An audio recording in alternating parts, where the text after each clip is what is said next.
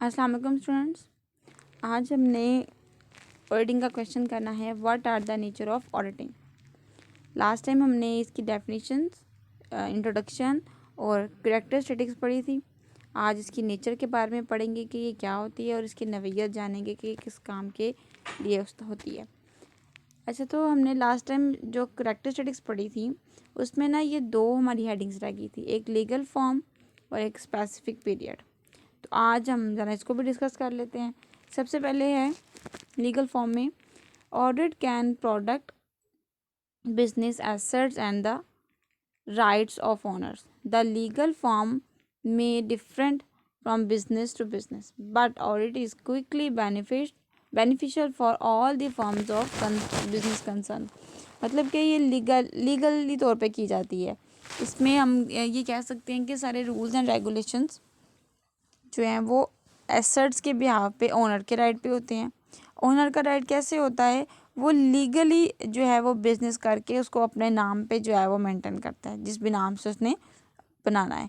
तो कह सकते हैं हम कि कानूनी तौर पे ये हर तरह से लीगल होता है। स्पेसिफिक पीरियड, ऑडिटिंग जो है ना बेसिकली स्पेसिफिक पीरियड में की जाती है। मिसाल के तौर पे साल में एक दफ़ा भी होती है, या हर महीने बाद आके चेक होता है, या हर 6 माह बाद आके चेक होता है। तो ऑडिटर डिफरेंट टाइम्स में आके जो है वो अपने इनके काम को, यानी जो बिज़नेस के काम को है, चेक करता है। या तब बनाया जाता है जब प्रॉफिट एंड लॉस की डिस्ट्रीब्यूशन होती है। तो स्पेसिफिक पीरियड इसमें दिया जाता है। ये रोज़ाना नहीं होता, कंटिन्यूस ऑडिट भी होता है लेकिन वो हर महीने में एक दफ़ा होता है, रोज़ाना के बिहाफ पे नहीं होता। अच्छा, आगे नेचर हमारे पास आ रही है। सबसे पहले सिस्टमेटिक एग्जामिनेशन। सिस्टमेटिक एग्जामिनेशन से मुराद है कि एक तंजीम है जिसको एक प्रॉपर निज़ाम पे लेके जा रहे हैं, इसको कहेंगे सिस्टमेटिक एग्जामिनेशन। जी, तो ये है, बताया गया है सिस्टमेटिक एग्जामिनेशन है, यानी कि हम इसमें ये देखते हैं कि बुक्स ऑफ अकाउंट्स, डॉक्यूमेंट्स, या हम जो वॉचर्स वगैरह बनाते हैं बिज़नेस के, उसको किस तरह से मेंटेन करते हैं, उसकी एक्यूरेसी चेक करते हैं या उसकी रिलायबिलिटी चेक करते हैं। इसका मतलब ये होता है कि हमने बेसिकली ये चीज़ चेक करनी होती है कि बिज़नेस में जितने भी अकाउंट्स या हमने फाइनेंशियल स्टेटमेंट्स बनाई हैं उनकी कहाँ तक एक्यूरेसी है, दुरुस्तगी कहाँ तक है, रिलायबिलिटी यानी कि कब तक, कहाँ तक वो इन्हिसार करती हैं, वो सारा सिस्टम जो है वो सिस्टमेटिक एग्जामिनेशन में देखा जाता है। उसके बाद है एनालिटिक। एनालिटिक का मतलब होता है तज्जिया करना। किस चीज़ का तज्जिया करना? जो भी बिज़नेस में काम हो रहे हैं, जिसको हम एग्जामिन कर रहे हैं, उसको केयरफुली तरीके से देखना, ठीक है। यहाँ हमने देखना है कि अगर हमें नुकसान हुआ है तो वो किस वजह से हुआ है, फाइनेंशियल स्टेटमेंट में कोई ख़राबी आई है, कोई फैक्शन फिगर्स तब्दील हुए हैं तो वो कैसे हुए हैं। तो उन सबको जो है वो तज्जिया करके उसका जो है वो रिज़ल्ट निकालना जो है वो ऑडिटिंग का काम होता है। इसलिए हम लोग कह सकते हैं कि ये एनालिटिक काम है। उसके बाद है इन्वेस्टिगेशन, इन्वेस्टिगेटिव। इन्वेस्टिगेटिव नेचर किस तरह से है? ये हर चीज़ की इन्वेस्टिगेशन करती है। इन्वेस्टिगेशन का मतलब ये होता है हक़ाइक़ को तलाश करना। हक़ाइक़ को तलाश करने के लिए हम डिफरेंट वेज तलाश करते हैं। अगर कोई फ्रॉड निकल आता है या कोई गलती निकल आती है तो वो उस गलती के तह तक जाने के लिए हम हक़ाइक़ जानने की कोशिश करते हैं। तो ऑडिटिंग की नेचर ज़्यादातर हमारे पास क्या होगी? इन्वेस्टिगेटिव होगी। ये हर चीज़ को शक की निगाह से देखेगा। ऑडिटर जो है वो शक की निगाह से देखेगा ताकि वो हक़ाइक़ को बेहतर तरीके से जान सके। मिसाल के तौर पर अगर कोई पुलिस वाले हैं, वो जब किसी चीज़ की तह तक जाते हैं तो वो हर किसी से पूछताछ करते हैं, या जो है अगर हमने अदालत जाना है तो सबूत लेके जाना होता है। इसी तरह से जो है वो सबूत की बेस पे, हक़ाइक़ की बेस पे पहले तो हक़ाइक़ ढूंढता है। अगर कोई फ्रॉड है या कोई गलती हो गई है तो उस गलती की तह तक जाना है, उसको ढूंढना है कि हमारी मिस्टेक जो है वो बेसिकली कहाँ पे हो रही है, या जिसने भी ये फ्रॉड किया है क्या क्या वेज़ जो हैं वो अपनाए हैं। उन वेज़ को देखते हुए जो है ना वो इन्वेस्टिगेट करके, पूछताछ करके जो है वो रिज़ल्ट निकालता है। तो हम कह सकते हैं कि इसकी नेचर, ऑडिटिंग की नेचर जो है वो इन्वेस्टिगेटिव होती है। उसके बाद है वेरिफिकेशन। वेरिफिकेशन भी जो है वो इन्वेस्टिगेटिव से थोड़ा सा मिलता जुलता है। किस हिसाब से? कि अगर किसी चीज़ की मलकियत बतानी है, हमने मलकियत बताने के लिए हम सबसे पहले उसकी ओनरशिप तलाश करेंगे उसके नाम पे, ठीक है। अब यहाँ पे लिखा हुआ है auditing concern with the verification. Verification is the part of auditing verification means confirm the value, यानी किसी भी एसेट की वैल्यू को कंफर्म करना। बिजनेस में आपको पता है बेसिकली दो चीज़ें होती हैं हमारी, एक एसेट और दूसरी हमारी लाइबिलिटीज़। तो अपने बिजनेस की वैल्यू देखने के लिए कि कितनी अच्छी हमारे बिजनेस की वैल्यू है, उसमें हमने ये देखना है कि जो एसेट्स हमने ख़रीदे हैं उसमें हमारे पास लाइबिलिटी की बेस पे कितने लिए गए हैं। अगर हमारे अपने पैसे के कम है, लाइबिलिटी की बेस पे जो है वो ज़्यादा है, तो हम कहेंगे कि हमारी जो वेरिफिकेशन है वो बहुत ज़्यादा वेरिफिकेशन के लिए वैल्यू जो है हमारी बहुत कम है, क्योंकि हमारे सर पे कर्जा बहुत है। ठीक हो गया। तो यहाँ पे बिजनेस की वैल्यू को कंफर्म करना, अगर कोई हमने एसेट ख़रीदा है तो एसेट का इनका टाइटल ऑफ ओनरशिप, यानी कि किसके नाम पे है। ठीक है, अगर बिजनेस है तो वो किसके नाम पे है, उसका टाइटल क्या है। Existence of those assets which are being appear in balance sheet. अब बाजू का कुछ लोग ऐसे भी होते हैं, मिसाल ले लेते हैं हम किसी गवर्नमेंट इंस्टीट्यूट की, वहाँ पे उन्होंने लिखा होगा बुक्स ऑफ अकाउंट्स में कि हमारे पास ये एसेट मौजूद है। ठीक है, लेकिन असल में वो मौजूद नहीं होते, या कहीं ना कहीं उसके ऊपर कोई फ्रॉड करके तो उसको किसी के नाम पे मुंतकिल करके तो पर्सन खुद यूज़ कर लेते हैं। या कुछ ऐसे इंस्टीट्यूट हैं जहाँ पे एसेट मौजूद तो है लेकिन उसका इस्तेमाल नहीं होता, उसको just as a decoration piece रखा होता है। हम किसी जो है वो इंस्टीट्यूट की बात कर लें, किसी कॉलेज की, तो गवर्नमेंट कॉलेज की अगर एग्जांपल इसमें लें हम, तो आपको पता है कि वहाँ पे कुछ बहुत से ऐसे एसेट्स हैं जिनको ख़रीद के तो रख लिया हुआ है लेकिन उसको उससे इस्तेमाल में नहीं लेकर आ रहे। जैसे कि कॉलेज बस है या वहाँ पे जनरेटर वगैरह पड़ा हुआ है, तो आपको पता है कि उसका इस्तेमाल नहीं होता, लेकिन बुक्स ऑफ अकाउंट में उसको रखा हुआ है और उसका ख़र्चा भी मंगवाते हैं कि हमने जी इसमें तेल डलवाना है तो इसकी अमाउंट के लिए जितना भी फ़ंड है वो हमें दिया जाए। या अगर बिल्डिंग ऐसी है जिसकी कंस्ट्रक्शन करने वाली है तो हम गवर्नमेंट से लोन मंगवाते हैं या गवर्नमेंट से फ़ंड मंगवाते हैं कि हमने फ़लाँ बिज़नेस की कंस्ट्रक्शन करवानी है तो उसके लिए हमें फ़ंड भेजें। तो उस दौरान वो फ़ंड अगर आता भी है तो उसको इस्तेमाल नहीं किया जाता।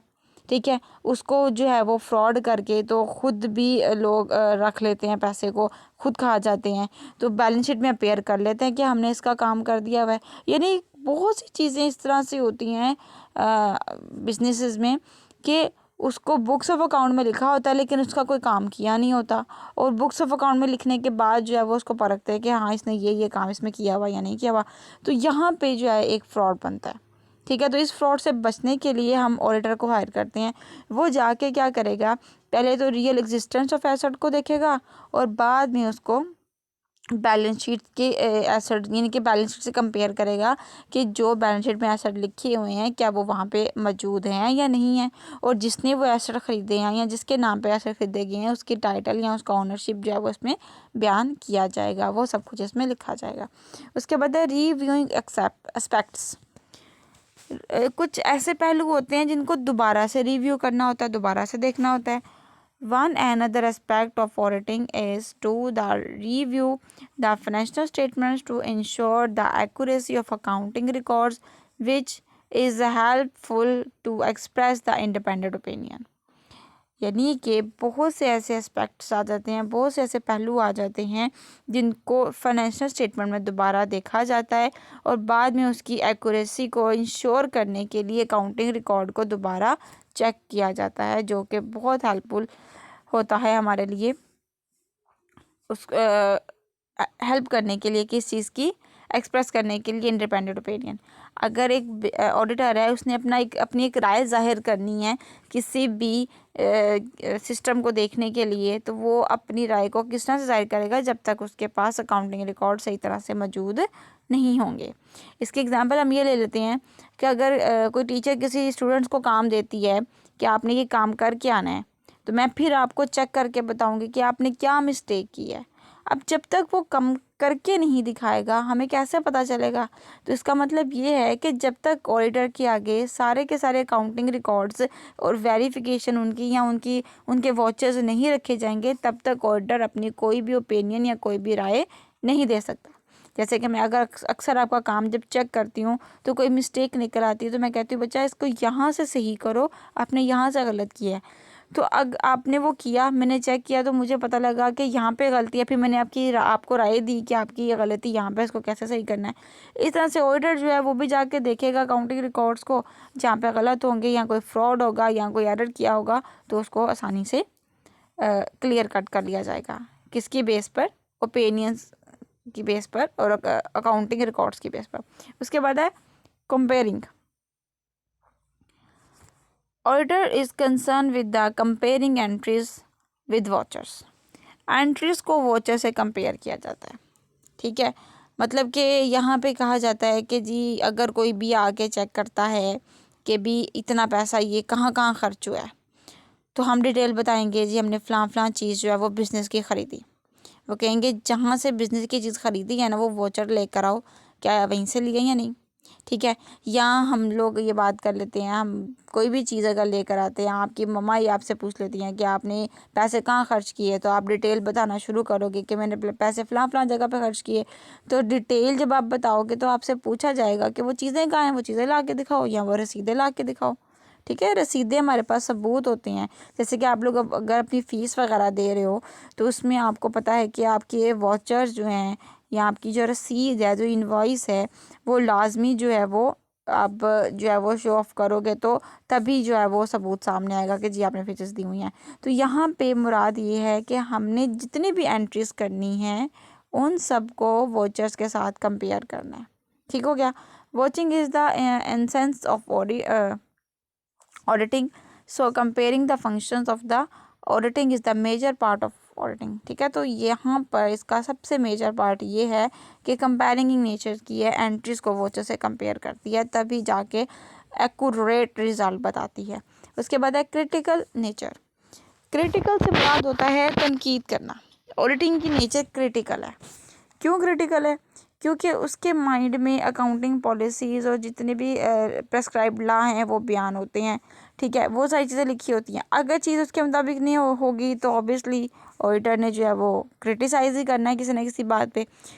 अक्सर बैंक्स में इंटरव्यू इस तरह ऑडिटिंग इस तरह से होती है कि जितनी भी फाइल्स होती हैं, जितनी भी रसीदें होती हैं, आप बैंक में जब जाते हो, अगर अकाउंट खुलवाते हो या आप बिजली का बिल जो है वो जमा करवाते हो या आप अपनी फीसें जमा करवाते हो, कुछ भी आप लोग जमा करवाते हो ना, उन्होंने A to Z सारे के सारे रिकॉर्ड्स अपने पास सेव रखे हुए हैं।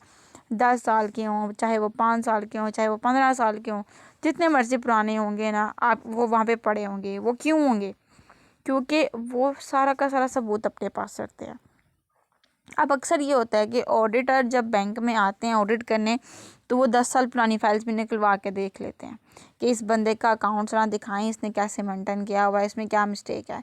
तो अगर वहाँ पे अकाउंट फाइल के अंदर कहीं ना कहीं सिग्नेचर मिस हो जाए या कहीं ना कहीं कोई एंट्री मिस हो जाए तो वहीं पे जो है वो उसको जो है वो किया जाता है, पॉइंट आउट, क्रिटिसाइज़ किया जाता है उस पर। अब वहाँ पे ये देखिए कि कुछ है कोई ऐसे भी एम्प्लॉय होते हैं जो कि न्यूली वहाँ पे आते हैं। अगर उन्होंने प्रेजेंट किया है वो वाली फाइल उन्होंने प्रेजेंट किया है, वहाँ से मिस्टेक निकल आई है, तो वो ज़िम्मेदार वही बंदा होगा कि आप अगर न्यू आए थे तो आपने पुराना रिकॉर्ड निकाल के चेक करके इसको सही क्यों नहीं किया। यानी कि कहा जाता है कि हर चीज़ की जो है वो वहाँ पे तनकीद वगैरह होती है और उसको क्लियर कट करना होता है। तो यहाँ पे यही बताया गया कि अकाउंटिंग पॉलिसीज़ को और जो है वो फॉलो करता है और प्रेस्क्राइब लॉ यानी कि जो भी कानून बयान कर दिए गए हैं किसी भी चीज़ में उसी को फॉलो करते हुए वो सारे के सारे रिकॉर्ड्स को मेंटेन करता है।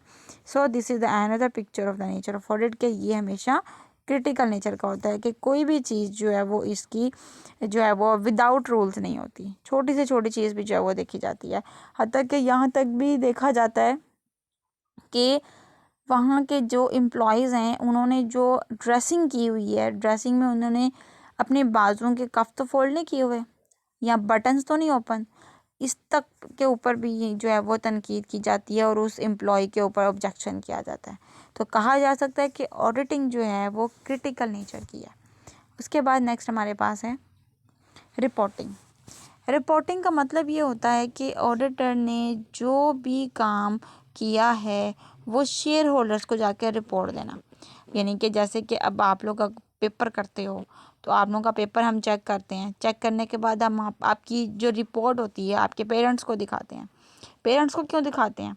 क्योंकि उनसे ये कहते हैं कि आप इन बच्चों पर पैसे लगा रहे हैं, ये देखें बच्चों की नेचर क्या है या बच्चों ने किस नवैयत का काम किया हुआ है, वो कारकर्दगी दिखाई जाती है। तो यहाँ पे ऑडिटर जो है, ऑडिटिंग जो है वो रिपोर्टिंग करती है किस पॉइंट ऑफ व्यू से, शेयर होल्डर्स के पॉइंट ऑफ व्यू से। ठीक है, यहाँ पे लिखा हुआ है the auditor is bound to make and submit the audit report to the concern authority और शेयर होल्डर।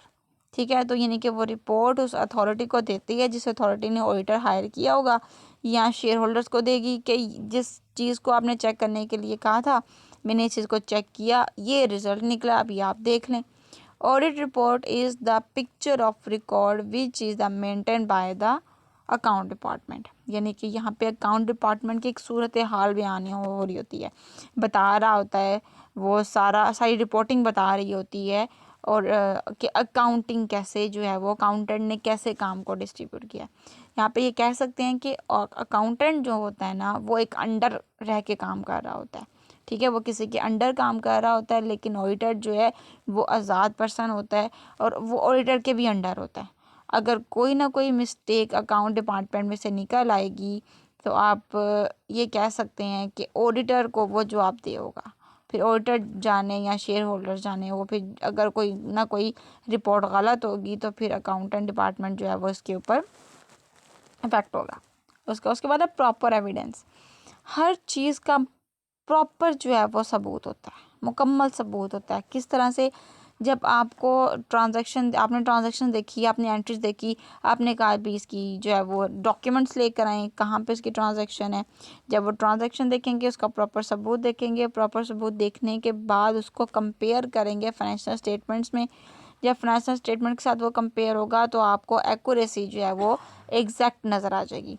इसकी हम आसान एग्जांपल ये करते हैं कि आपने जर्नल पढ़ा है, ठीक है ना, अकाउंटिंग में आपने जर्नल पढ़ा है, फिर आपने लेजर पढ़ा है, फिर आपने ट्रायल बैलेंस पढ़ा है। तो वहाँ पे ये देखा जाता है, जब जर्नल बनाया जाता है, जर्नल के बाद लेजर बनाया जाता है, लेजर के बाद जब ट्रायल बैलेंस बनता है तो ट्रायल बैलेंस का आंसर हमेशा इक्वल होता है। वो इक्वल किस लिए होता है? ताकि हमें पता चल जाएगा कि हमारे जर्नल या लेजर सही बना है या गलत बना है। ठीक हो गया। तो यहीं पर ऑडिटर फाइनेंशियल स्टेटमेंट्स बना के इस चीज़ की एक्यूरेसी को चेक करता है कि हमारा काम प्रॉपर तौर पर सही है या नहीं। जब ट्रांजैक्शन एविडेंस के साथ मैच हो रही होंगी और जितनी भी अमाउंट हमने कैलकुलेट की है उतनी अमाउंट हमारे पास जो है वो ट्रांजैक्शन में या रसीदों में जो है वो इक्वल होगी, तो एक्यूरेसी अपने आप जाहिर होगी, क्योंकि हर चीज़ का प्रॉपर एविडेंस होता है।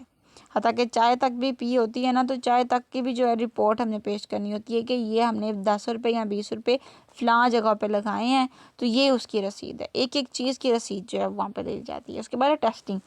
Auditing involves testing competency.